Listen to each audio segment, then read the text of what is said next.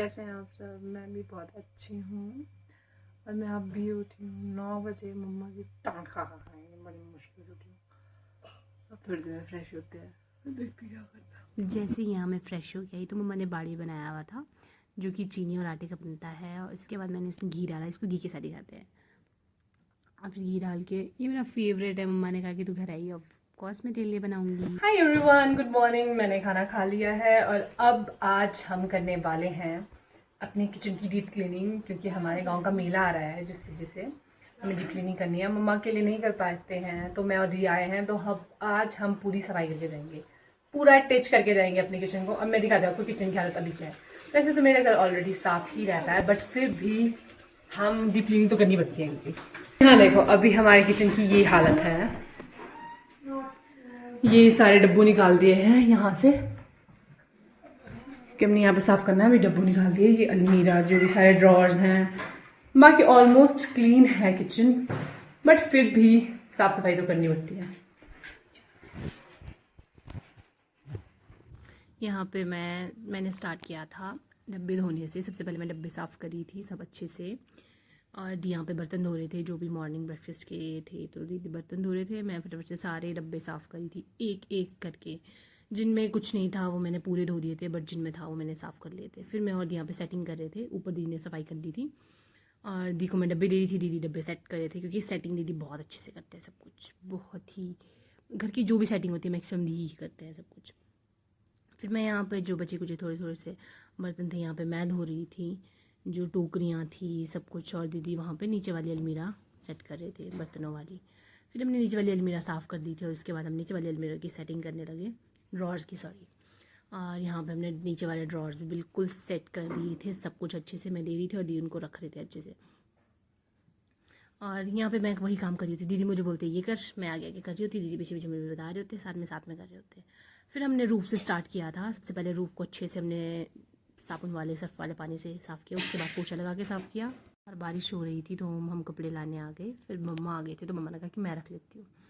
फिर हम रूफ़ की सफाई करने लग गए थे। उसके बाद यहाँ पे 3-4 बार पोछा लगा के बड़ी मुश्किल से वो साबुन गया है, जितना मैंने लगाया था सब कुछ।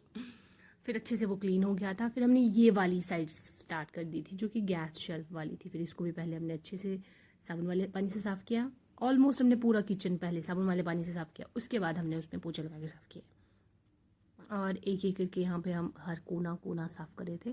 फिर मम्मा ने कहा कि बाहर आ जाओ। छोटी सी ब्रेक लेके हमने पीचीज़ खाए और एप्पल्स थे वो खाए। फिर बाहर मैं चढ़ गई थी और दी और मम्मा मुझे जो गालियाँ दे रहे थे कि यहाँ पे क्यों जा रही है, गिर जाएगी, ऊपर से गीला गीला है। मैंने कहा कि हमें साफ़ करना है तो अच्छे से साफ़ करेंगे हम, कोने कोने से रगड़ रगड़ के। फिर यहाँ पे सब कुछ साफ़ हो गया था ऑलमोस्ट, आर पार सब कुछ। और उसके बाद मम्मा ने खाना बना दिया था, लंच मम्मा ने बनाया था। हम उसके बाद लंच करना यहाँ स्टार्ट कर रहे थे, तो मम्मा यहाँ पे खाना कर रहे थे और मैं ककड़ी लेके ककड़ी छीलने जा रही थी। फिर मैं मम्मा को कहा कि इसको ऐसे करके धक्का दो, क्योंकि हमारे ना यहाँ एक मान्यता है, आई थिंक ऐसे बोलते हैं कुछ पुराने लोग, ऐसे करके कुछ पता लगता है, पता नहीं क्या होता है वो। फिर उसके बाद हम यहाँ पे बैठ गए थे थोड़ी देर खाना बनाने के बाद। बहुत ही सुंदर मौसम था उस वक्त। हम यहाँ पे बैठ गए थे, थोड़ी देर हमने रेस्ट करा। उसके बाद हमने फिर से काम स्टार्ट कर दिया कि चलो। किचन सब कुछ क्लीन हो गया था। हम बाहर का वरांदा साफ़ कर रहे थे, जो कि किचन के बाहर वाली साइड है। तो यहाँ पे हम पूरा रगड़ रगड़ के साफ़ कर रहे थे अच्छे से, क्योंकि बाहर वाली साइड थोड़ी ज़्यादा डस्ट वगैरह आ जाती है, जैसे हवा लगती है या फिर कभी बारिश हो रही है तो डस्ट इसमें आ जाती है। फिर यहाँ पे हम सब कुछ रगड़ रगड़ के हमने ये भी क्लीन कर दिया था और सब कुछ शीशे बहुत चमक रहे थे। फिर हमने सीढ़ियाँ साफ़ की, एक एक स्टेप करते करते हम नीचे वॉशरूम तक चले गए और वॉशरूम भी हमने रगड़ रगड़ के पूरा साफ़ किया। और यहाँ पे सब कुछ क्लीन हो गया था।